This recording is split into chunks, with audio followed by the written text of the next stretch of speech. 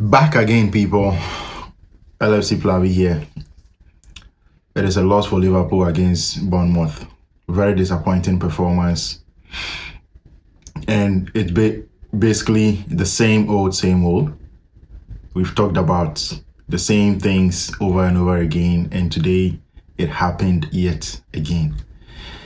Now, in watching the game, I would say I wasn't very frustrated. I wasn't angry. I was just disappointed with certain things that went on in the game in terms of getting into the final third and not knowing exactly what to do, not making the right decisions, just constantly making the wrong choices, not being sure of ourselves, and just being very disappointing on a whole. We ended up conceding the first goal against a run of play, individual error leading to the goal from Van Dijk. Second goal conceded in the first half, yet again. Also, I would argue individual error, and also collectively no leadership in that moment because Joe Gomez was out with an injury and we had to put the ball out so that the manager could get the chance to make the change. The manager called for the ball to be put out. Players, for some reason, didn't really hear what the manager was saying. The communication wasn't right. The game kept on. We kept the ball in play for 7 minutes and we conceded from that because mainly we were playing with one man down. And even so, given the fact that we were playing with 10 man down, we were so open, still trying to get a goal instead of being compact and making sure that we can keep it as it is until we are able to make the change. Players, for some reason, professional players who are supposed to know this, who are supposed to know how to manage a game like this, just couldn't find a way to manage a situation. There was no leadership. So here, Van Dijk is someone who is going to be fingered because he's the leader here. Your centre-back partner gets an injury because you made a mistake that led to that injury and also led to a goal. And after that, you make no effort to try and salvage the situation and get the team back to 11 men. You watch the players keep the ball in play without saying anything, and we concede a goal from your own unwillingness to step up and keep the Bournemouth player offside. You keep him onside and we concede the second goal. Now, right before the end of the first half, we go in and Van Dijk gets a goal from a set piece. Again, it was a set piece goal.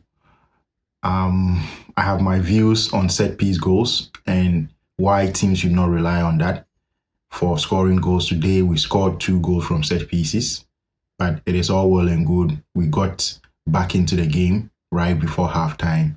We went in for halftime, came back, and wanted to get the equalizer. So we kept probing. Wasn't good enough, in my view. The way we kept trying to get the equalizer, it wasn't good enough. But we ended up getting a free kick and smart decision making from the 2 players, Mohamed Salah and Dominic Szoboszlai, to get that goal from the free kick. So 2 set piece goals. It means what it means when you are a team playing a game of football and for about 70 to 80 minutes, you only manage to score 2 goals from set pieces. You haven't created enough in that game. You haven't gotten enough shots on goal, and you have 2 goals from set pieces. That says one thing: you haven't played well enough. It just says to me that you haven't played well enough because you got your goal from set pieces. Now, because we all know how we've been criticizing other teams in this league for scoring from set pieces. And it's not a bad thing to score from set pieces, but it is a bad thing to rely on set pieces. And that is what we did today. Now, after getting the equalizer from a set piece, what do we do next? what do we go on to do in the next 10 minutes of the game? We go on to have a very wide open midfield. Bournemouth keep walking through the midfield, not running. They kept walking through the midfield as if it was a procession to a wedding, constantly walking through the midfield. And you question yourself, or you question the team, that what mentality do we play the game of football with? Because at 2-1, we were trying to get the equalizer, and so Bournemouth were sitting back. They allowed us to come onto them, and eventually we got the equalizer. Now, when the equalizer came, Bournemouth decided to step out and play, and we couldn't match them to save our own lives. We couldn't prevent Bournemouth from getting out of their own half, from playing through our midfield, getting constantly into our penalty area. We just couldn't stop them. Even if we were asked to do that to save our own lives, these 11 players on the field and the manager on the touchline couldn't have done that. They would have died today. So that is what happened in this particular game. And for me, I don't like blaming single plays or singling out individuals and saying that it is all their fault. But today, we haven't played well as a group. The mentality to go out and win the game wasn't there. And for me, the reason why we lost this game was because collectively we were mentally off. Because you can't tell me that you show up the way we showed up in France in midweek, and then we come to this particular game and clearly you could see that the players were not up for it. Mentally, they just weren't there. They just weren't fully there. They weren't bouncing on their feet for this particular game. The commitment to win the game at all costs wasn't there. It was absolutely missing. They just turned up to put up a professional performance and go back home. They just couldn't wait for the final whistle to go. Right from the beginning of the game, that is what you could sense from this particular team. So if you put up the performance we did put up in France against Marseille, and you come back into the Premier League and you do this, it makes me kind of question myself whether or not it is because the manager is not good enough and therefore he can't get players to be consistent, or it is the players themselves who aren't able to mentally get themselves to a point where they are consistently up for games of football every 3 days. Because that is what we did last season. We were up for games every single 3-day interval. And we performed. There were only few occasions where we failed to perform, and that is why we won the Premier League but didn't do well in the other cups. So I question myself, is this really something that I can blame the manager for? Is this something that I need to blame the players for? Have Liverpool been in this situation before? Have I seen this thing with Liverpool before, where we come against teams that we are supposed to beat and we are just not up for it, but against tougher opponents, against opponents where we are expected to drop points or to have a difficult game, players turn up. They get 100% out of themselves. They play with energy. So you play against Arsenal the way we played, you play against Marseille the way we played, and you show up in a game like this and do what we did today. For me, I can't necessarily put all the blame on the manager. I know a lot of people are saying that the manager is not good enough, he should go and all that. You have your point. I also have my opinion on this issue. And I don't think it is necessarily down to the manager. Now, today, when we got the equalizer, what really happened, the reason why our midfield was so open, Bournemouth were able to walk through that midfield, was because the manager had made changes that unbalanced the team. But the question we should ask ourselves is that what made the manager make those changes to unbalance the team? Individual errors had cost us to concede the goals that we conceded. His hands were forced to make those changes, to throw the kitchen sink.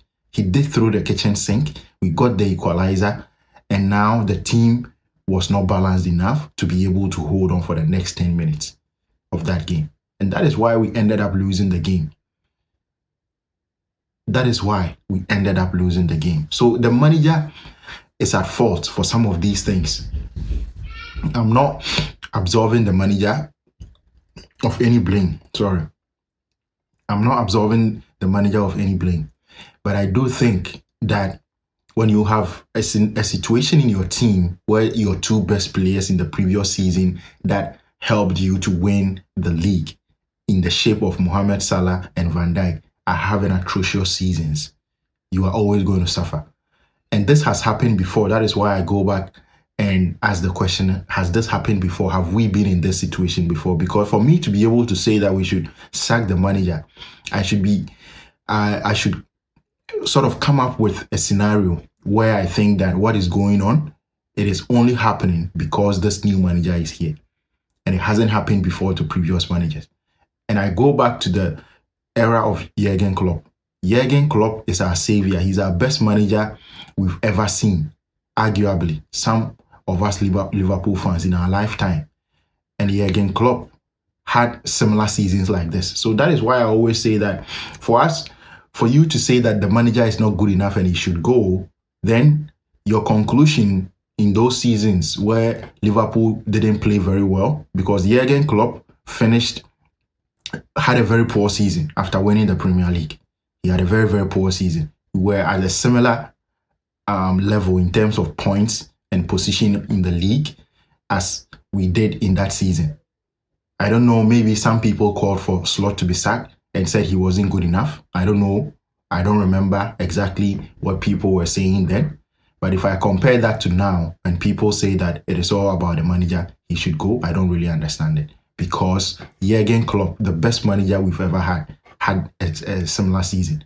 In fact, he had an even worse season in 2022-23 when Liverpool finished 5th in the league. And we didn't have a player who died in the summer. We didn't have a huge turnover in the team, players leaving and new players coming in. We didn't have a scenario where individual players were off completely. Players who were very, very good in the previous season. And Jurgen Klopp couldn't turn it around. He couldn't. It took him a whole season. He had to come back the next season to try and correct his wrongs. Even in his last season, he had an okay season. It wasn't good enough. So for me to say that the manager is not good enough because he's having a bad season, I think that there is no justification for that. For me, the evidence shows that even a good manager, a great manager, can have a bad season. So when it comes to the manager, I'm not saying that he hasn't done anything wrong. He's always been right. There are a lot of things that he could have done better. There are a lot of decisions that he could have made better. There are a lot of ways that he could have gotten more out of these players, because now the doubters are saying that he used Jurgen Klopp's team, a team that was coached by Jurgen Klopp, and players were still having the DNA of Jurgen Klopp in them, and that is why he won the league in that season. But I will ask the question, has Arne Slot gone through such a period ever in his career? No matter the team you think he's coached, and in the league that he's coached, he hasn't been through this before. It has only happened in his time at Liverpool. So for me, maybe the problem is Liverpool and not the manager, because the manager has proven throughout his career that he's able to get consistent performances out of players. And this season is just not working. It is just not working like that. And today wasn't a case of low blocks. It wasn't a case that we faced low blocks and that is why we couldn't win. That wasn't the case today. Today was an opponent who runs, puts in a lot of energy, outworks the opponent in most games, and tries to go for the kill for 90 minutes. They don't relent. And it looks like after getting the equalizer in this game, Liverpool thought that we could go on and win this game, or it would be a draw. I don't know why they forgot that this is Bournemouth and they never relent. They will keep coming at you for 95 minutes, for 100 minutes, even if you want. So for me, this thing that is happening to Liverpool, this bad spell, this The first thing, or one thing that I need to say, everything that could have gone wrong for us this season has gone wrong this season. Every single thing that could have gone wrong for a given team to not perform well has gone wrong for Liverpool. In terms of injuries, you can look at injuries. You can look at what happens in the summer, the tragedy to Jota. Even during the season, players like Konate not performing well, losing his father, and a whole lot of issues going on at the club, happening to the squad, happening to players, injuries to Conor Bradley, things like that, injuries to Alexander Isak. Every worst possible thing that could happen to a team to derail a season has happened to Liverpool now.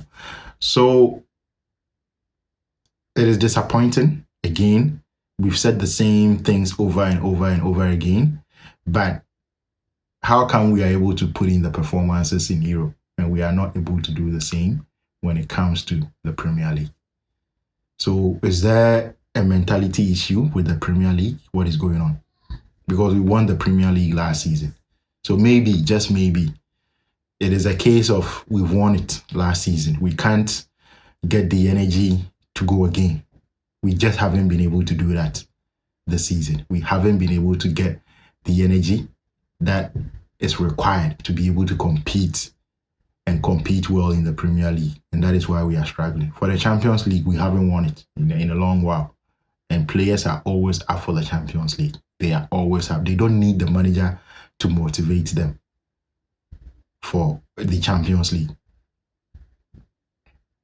And to a large extent, we would say that the strategy that we go into the Champions League with has always worked. But even in the Premier League, if you want to say that the Premier League is a problem, players are not up for it, what about the performances against the much better sides? How come when we meet those sides against Arsenal, the best corner kick team in the Premier League, the corner kick merchants, when we meet Arsenal, we've been able to prevent them from getting a goal, either from a corner or from open play, both home and away. Why is that? For me, it is a difference in commitment we show in that game not to concede a goal, and the commitment we show in other games not to concede. In most games, the commitment not to concede is actually zero. We don't show any commitment not to concede. So in this particular game, I think the first thing is that Virgil van Dijk single-handedly lost us this game because he made errors leading to all three goals. And even the third goal, I don't know why he was remonstrating with the referee, because nothing happened in that sequence before the goal for you to expect anything from the referee. Because you are a big guy. How do you allow yourself to be knocked off balance by that Bournemouth player? How do you explain that? It means you weren't concentrated enough. You weren't aware of your environment. Because you should be knocking that guy down even before the ball reaches your vicinity and clear it. But that is what happened. In the second goal, he was at fault for keeping the player onside. In the first goal, I shouldn't even be talking about what he did for the first goal because it was obvious that he misjudged the flight of the ball. And that is why we conceded that goal. In terms of the attack, we didn't show up. Salah got the assist for the free kick goal, but it hasn't been good enough. It just hasn't been good enough. People will argue that before Salah came back, we hadn't lost a game, and now we've lost a game. But I don't think it is Salah's fault that we lost today's game. But after saying that, did Salah do enough in attack to help us win the game? Of course, he didn't. He had opportunities to put us in positions where we could score. He had chances where he himself could have done better. He didn't. He hasn't been good enough. Florian Wirtz has been quite disappointing in the last two games. Even at Marseille, he was quite disappointing in that game. and today as well. I didn't really like what he did in these games because I expect more from him. For me, my expectation for Florian Wirtz is through the roof. And my expectation for him is not to be flicking balls around, turning on the ball and doing beautiful touches. I know he can do that. That is not what I expect from him. I expect him to make the right decisions in the final third. That is what we've been lacking this season. And for me, that is why he was brought into this team. And he's not doing that. He's not doing enough. And sometimes the reason why I don't want to go on to the manager is that players are getting into good positions where what is lacking is the decision making. And I don't think this manager, even last season when we won the league, was telling players exactly what to do in the final third. He was allowing them to do things, make decisions themselves. And I think that is the best way to coach. Up until the final third, that is where the coaching happens. So you coach a team to bring them from the back through the middle into the final third. In the final third, allow them to express themselves, allow them to make the decisions on their own. And I think that is what the manager has done. And this season, the reason why it hasn't worked, the reason why it hasn't yielded the fruits that it needs to yield, or we expect it to yield, is the fact that when we get into the final third, the decision making has been poor. It hasn't been good enough. It has been atrocious. And it wasn't like that last season. Even from the players that were doing well last season and are still in the team, Cody Gakpo, Mohamed Salah, and everyone else you can think of in that front line, the decision making hasn't been good enough. And that is simply why we get into the final third, we dominate games, but then in the final third, we are not able to engineer big chances. We are not able to create enough to get a goal. Today's game, we dominated the first 20 minutes. It was actually a good performance in the first 20 minutes. In the first 20 minutes, Bournemouth had 0 shots. In fact, before they scored the first goal, Bournemouth, they hadn't had a shot in the game. They hadn't had a shot, not even off target. They hadn't had the opportunity to shoot a ball towards our goal. So in my view, that was how good the game we were playing in that 20 minutes, even though we weren't creating much. So I wonder if Virgil van Dijk thought this game is too easy. And mind you, this game was played against a second string Bournemouth side. This was a second string Bournemouth side. It wasn't anywhere close to being their first team. It was a second string side. So it wasn't good enough. And it's very, very disappointing to see how the team is playing right now. And the manager may be able to turn it around. He may not be able to turn it around. But for me, I will still say that this is not only down to the manager. And I am not in the camp of sacking the coach. I am not in that camp. And I don't think I'll be there until probably next season. Because Jurgen Klopp, the savior, the Jesus Christ of Liverpool, had 3 atrocious seasons, even after he won the Premier League. He had 3 atrocious seasons, very, very disappointing seasons. And he wouldn't have been sacked if he hadn't elected to go himself. He wouldn't have been sacked. That is not to say Jurgen Klopp is a bad manager. I love Jurgen Klopp, and I think he's the best thing that happened to Liverpool in the last 10 to 15 years. But Jurgen Klopp also suffered bad seasons. Does that make him a bad coach? No, it doesn't. So, any coach can have a bad season. And Slot is going through it now. And he has to turn it around. He has to. Because if he doesn't, eventually he will go as well. He will lose his job. So, that is my rant for today, for today's game. And our next game is against Karabakh in the Champions League. I don't know exactly what is at stake in that game. Do we need to win that game? Do we need a draw? Would a defeat mean anything? At this point, I just watch the games and stop expecting anything because it is the expectation that kills. Thank you for watching. You Never Walk Alone. See you again very, very soon.